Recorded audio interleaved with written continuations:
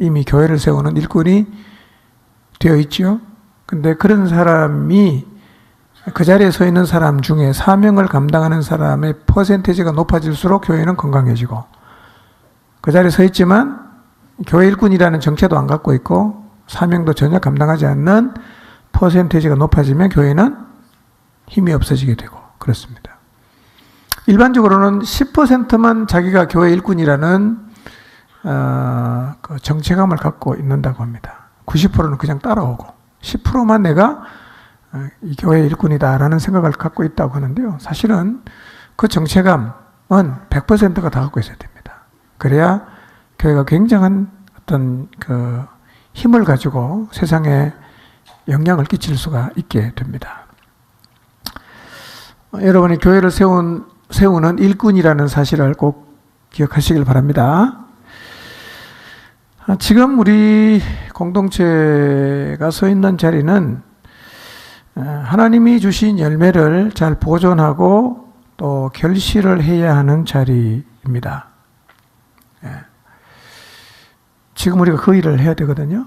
근데 우리가 복음 집회 자체가 목적이 되어버린 사람은 복음 집회 끝나고는 이제 다 손을 놓아버리겠지만, 우리는 복음 집회가 목적이 아니고 그것은 영혼을 얻기 위한 과정에서 하나의 방법이었어요. 영혼을 얻을 때까지 우리는 계속 동일한 힘으로 가야 되죠. 근데 그 집회를 통해서 하나님께서 우리가 얻어야 할 영혼의 윤곽을 드러내 보여주시고, 또 말씀 앞에서 보인 반응도 확인할 수 있게 하셨으니까 이제부터 보존하고 또 결실하는 일에 우리가 에너지를 쏟아야 합니다. 혹시 지쳐서 힘을 잃었다면 다시 하나님과의 관계를 통해서 영적인 힘을 얻으시고 또 열정도 되찾으시고, 그래서 하나님이 기도 가운데 여러분에게 주신 그 열매를 보존하는 일, 또 세워가는 일에 최선을 다하시기를 바랍니다. 뛰고 나면 숨이 차죠. 그럼 숨 고르기는 해야 됩니다. 제가 우리 교회 형편을 생각하다가 사진이 2장이 딱 생각났어요. 그게 오늘 주보에 나와 있는 사진이에요. 힘에 달려가면 숨이 차거든요. 그럼 숨 고르기를 해야 돼요. 근데 거기는 숨만 고르는 자리지 계속 들어오는 있는 자리는 아니거든요. 잠깐 좀 숨이 골라지면 다시 가야 되는데, 거기가 마치 내가 있을 자리인 줄 알고 너무 오래 있으면 예상하지 못한 문제가 발생하게 됩니다. 숨 고르는 자리에는 너무 오래 있으면 안 돼요. 그래서 거기 오래 머물러 있게 되면 자연스럽게 틈이 생깁니다. 틈이 생기면 정말 그 우리의 이 삶이 심각한 지경에까지 갈 수도 있어요. 대표적인 예가 오늘 낮에 살폈던 다윗의 경우입니다. 다윗은 그 틈 사이를 비집고 들어온 사단이 격동시킨 그 욕망 때문에요, 순식간에 완전히 딴 사람이 됐어요. 완전 딴 사람이었어요. 평소에 우리가 보았던 다윗의 모습은 전혀 아니었어요. 물론 다윗이 늘 그렇게 살지는 않았지만 극복을 했지만, 이 다윗이 실패한 그 길은 누구라도 틈을 보이면 갈 수 있는 길입니다. 나는 절대로 그 길을 안 간다고 장담할 수가 없어요. 틈이 보이면 다윗이 실패했던 그 길을 우리도 갈 수가 있습니다. 그래서 이미 틈을 보여서 불화살을 맞았는데 그걸 내가 막아내지 못해서 마음이 전쟁터가 된 경험이 있다면, 지금도 전쟁터라고 하면 빨리 인식을 하고 회복을 위한 자리로 나가야 됩니다. 제가 보니까 참 여러분이 열심히 복음을 전하셨어요. 또 어쨌든 주님 앞으로 사람을 이끌기 위해서 많이 노력을 하셨는데, 그 과정에서 경험한 괴로움, 힘겨움, 수고로움, 뭐 이렇게 마음에 입은 어떤 상처들, 뭐 이런 것들 때문에 내가 다시는 이 일을 하면 안 되겠구나 라는 결심을 하게 된 것은 아닌지를 한번 돌아보십시오. 이미 그런 결심을 했을 수 있어요. 다시는 안 하겠다. 다시는 저 사람은 니한테 복음 안 전하겠다. 뭐 이런 결심을 했을 수 있는데요. 그런 결심을 내가 지금 하고 있다면 불화살을 제대로 맞은 겁니다. 제대로 맞은 거예요. 근데 그게 불화살 맞은 결과라는 사실조차도 모를 수가 있습니다. 예.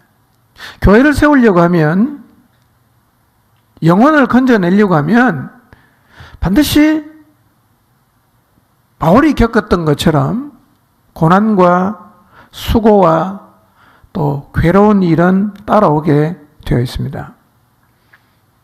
근데 그 길에 고난이 있고 괴로움이 있지만 하나님은 우리에게 그 일을 사명으로 주셨어요.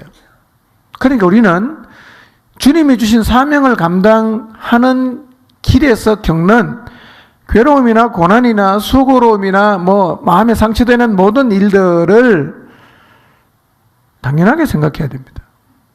한 걸음 더 나아가서 우리는 그런 괴로움을 기뻐하는 자리까지 가야 됩니다. 예. 부모가 자기가 낳은 자식을 잘 키우기 위해서 때로는 너무 힘들고 고생스러운 일을 하지 않습니까? 그래도 그 일을 통해서 자기에게 맡겨진 자식을 잘 키울 수 있다면 고생하지만 굉장히 기쁜 마음으로 그 일을 하는 것처럼 복음 전파의 사명도 그런 맥락으로 이해를 하면 복음을 전하다가 괴로움 당하는 것을 기뻐한다는 말을 여러분은 이해할 수가 있을 것입니다. 고난과 괴로움을 기뻐하시기 바랍니다. 이게 교회 일꾼들이 가져야 되는 자세입니다. 굉장히 중요한 자세예요. 예.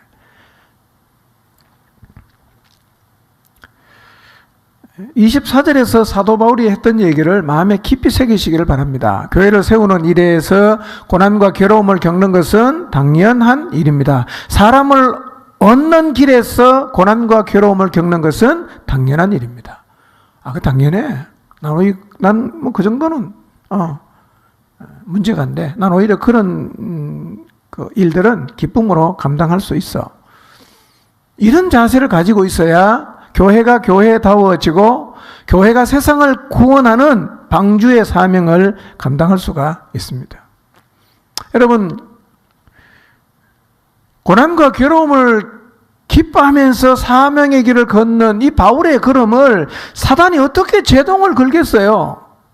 세상이 어떻게 괴로움조차 기뻐하고 있는 하나님의 사람 바울의 걸음을 멈추게 할 수가 있겠어요? 아무도 바울의 걸음을 막지를 못했어요. 그리고 그런 자세를 가지고 사명을 감당했던 한 사람 바울을 통해서 복음이 땅끝까지 가지 않았습니까? 대단한 일을 해냈어요. 사명자로서 가졌던 이 바울의 자세를 오늘 우리도 동일하게 가져야 합니다. 이 자세를 갖고 나가기 시작하면 어쩌면 작아 보이는 내 삶을 통해서도 하나님은 굉장한 일을 해내실 수가 있습니다. 우리 모두가 이런 자세를 가지고 세상을 향해 나가기를 시작하면 하나님은 사도 바울을 통해서 이루어내셨던 역사처럼 우리들의 삶을 통해서도 이 시대에 굉장한 역사를 이루어내실 것입니다. 모든 사명자는, 교회 일꾼은 이런 자세를 가져야 합니다. 세상에 감당하지 못하는 거예요. 괴로우면 고만하고 고난받으면 포기를 해야 되는데 그거를 기뻐하면서 가는 이 하나님의 사람을 막아낼 수 있는 것이 세상에는 없어요. 완주할 수 있습니다. 끝까지 갈 수 있는 거예요. 그러므로 이제 교회를 세우고 사람을 얻기 위해서 그 과정에서 겪는 고난을 기뻐하시고 괴로움을 겪어도 그것을 당연하게 여기시기를 바랍니다. 앞으로도 그 일을 하면 동일한 일이 벌어질 거예요. 괴로운 일 당할 수 있습니다. 고난도 따라올 것입니다. 그런데 우리가 그것을 개의치 않을 뿐만 아니라 그것을 기뻐하며 하나님이 주신 사명의 길을 여전히 걸어가겠다고 결심하면 하나님 그런 일꾼을 보면 얼마나 좋아하실까요? 얼마나 든든히 하실까요? 그런 사람 한 명은 고난이 왔을 때 뒷걸음치는 1000명보다 더 많은 일을 해낼 수 있습니다. 그런 사람이 필요해요.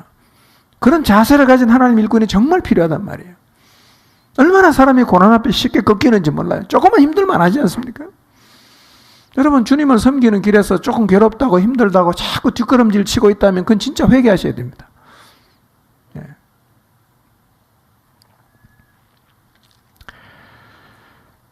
우리 모두가 이런 자세를 가질 때 이 공동체를 통해서 죽어가는 영혼을 구원하는 하나님이 교회에 주신 그 목적들이 아주 힘차게, 힘있게 이루어지게 될 것입니다. 네, 쑥스럽긴 하지만 옆 사람에게 좀 얘기를 해 주십시오. 괴로움과 고난을 기뻐합시다.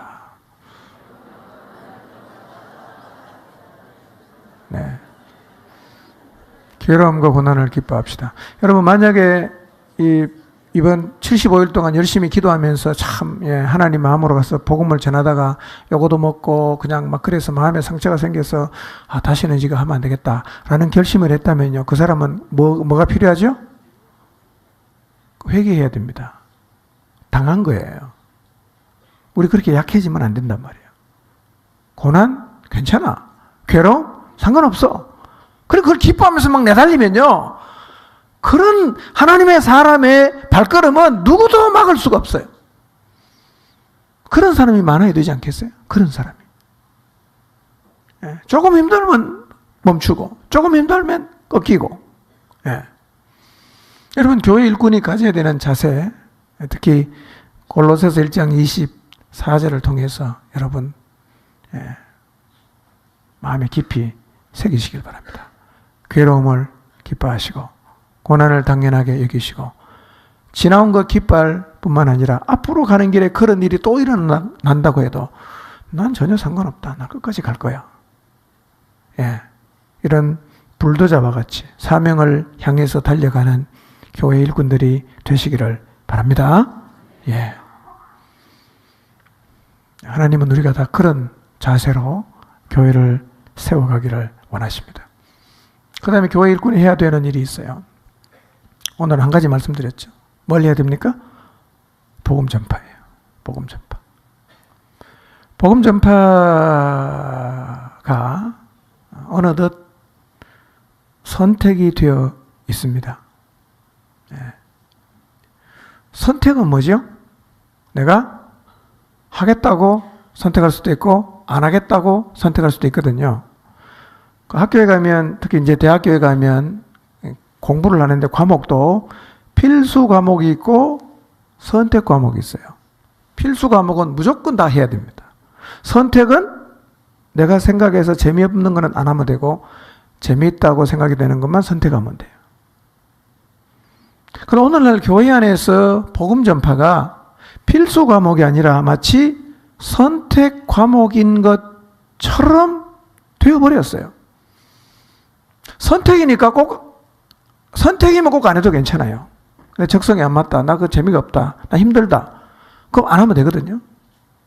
그래서 복음 전파를 선택이라고 생각을 해서 이런저런 이유를 대면서 대부분의 그리스도인들이 이 복음 전파를 선택하지 않습니다. 나 안 하겠다. 안 하는 쪽으로 다 결정을 했단 말이에요. 복음 전파는 나하고는 적성이 안 맞다. 나는 그거는 태생적으로 잘 못하겠다. 복음 전파는 선택이 아닌데도 이미 선택으로 생각을 하고 대부분의 사람이 선택을 안 했어요. 전도하는 사람 없어요. 복음 전해주는 사람이 없습니다.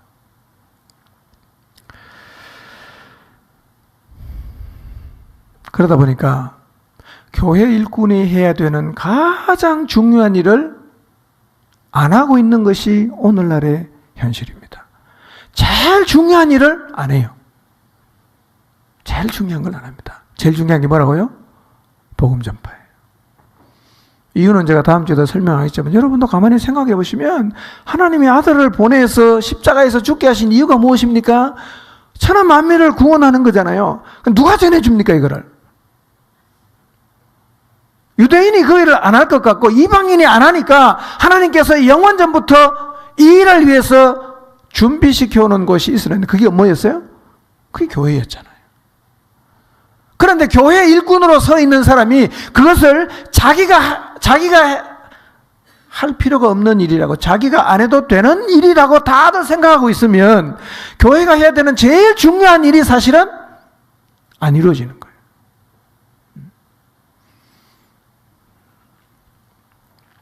여러분, 복음 집회 끝났지만요, 여러분의 마음에 담아놓고 하나님 앞에 기도했던 영혼들요, 다시 품으셔야 됩니다. 네, 복음 집회는 영혼을 건져내기 위한 과정에서 한 프로그램이지 그 자체가 목적은 아니거든요.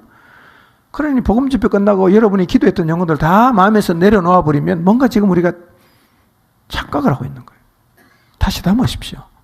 계속 영혼을 향해서 나가야 됩니다. 제가 보니까요, 복음 전파 이런 것 같아요. 복음 전파는요, 하면 되고 안 하면 안 돼요. 왜 안 되냐? 대개는 안 하기 때문에 안 되는 겁니다. 하나님이 부담을 준 영혼 계속 기도해 보십시오. 그리고 계속 복음 전해야 됩니다. 왜냐하면 이게 교회 일꾼이 감당해야 되는 첫 번째 일이에요. 첫 번째. 예.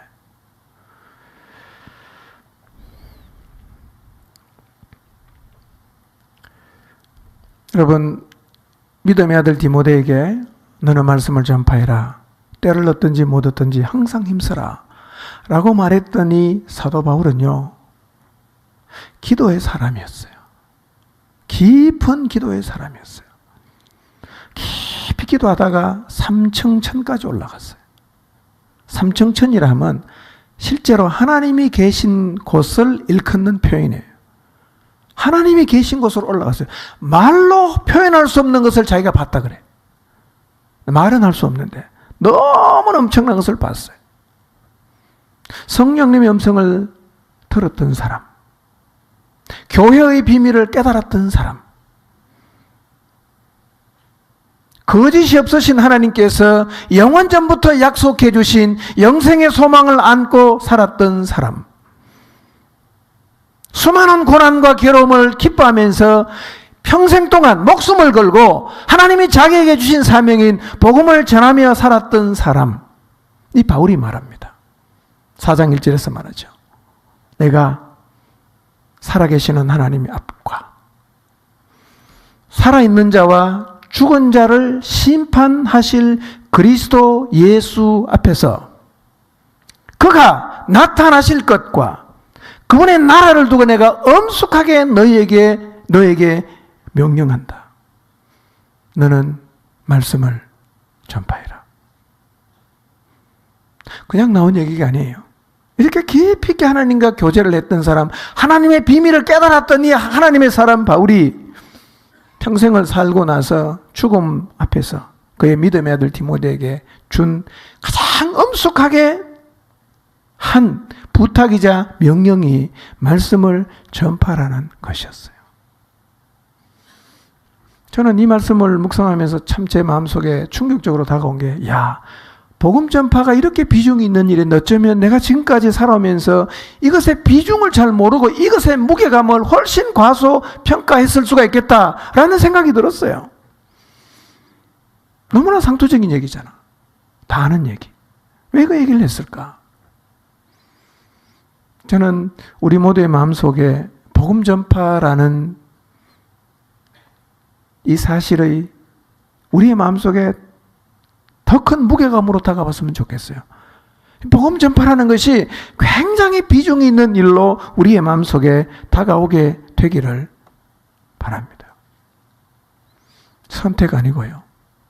가끔 한 번씩 하는 게 아니고요. 우리의 일생을 들여서 목숨을 걸고서라도 반드시 해내야 되는 하나님이 우리에게 주신 사명이 복음 전파입니다. 포항에도 복음 전할 사람 너무 많지 않습니까? 포항에서 예수님 믿는 사람 5만 명 될까요? 제가 볼 때는 진실하게 예수님 믿는 사람 5만 명 턱도 없습니다. 50만 중에 5만 명 쳐도 45만이 안 믿잖아. 대부분은 우리랑 상관없는 사람이죠. 그러나 한 번도 가본 적이 없고 한 번도 만난 적이 없지만 이미 시작된 그 로마 교회를 향해서 내가 로마에 가서 복음 전하기를 원한다고 했더니 바울의 심정, 하나님 아버지의 마음이죠. 이런 마음으로 우리도 우리의 로마를 향해서 그 로마로 가고자 원하는 마음과 가서 복음을 전파하고자 하는 그런 열망들이 우리의 마음속에서 살아나야 합니다. 그때 하나님께서 이 땅에 교회를 세우신 진짜 목적이 교회의 일꾼된 우리들의 삶을 통해서 이루어지게 될 것입니다. 두 가지를 꼭 기억하시길 바랍니다. 일꾼의 자세, 괴로움을 기뻐해야 됩니다. 둘째, 복음 전파 가벼운 게 아니에요. 쉽게 생각할 게 아닙니다. 선택이 아니에요. 복음 전파가 우리 모두의 가슴 속에 정말 무게 있는, 비중 있는 하나님의 명령으로 목숨 걸고서라도 감당해야 하는 사명으로 다시 한번 마음속에 새겨지기를 바랍니다. 기도하겠습니다.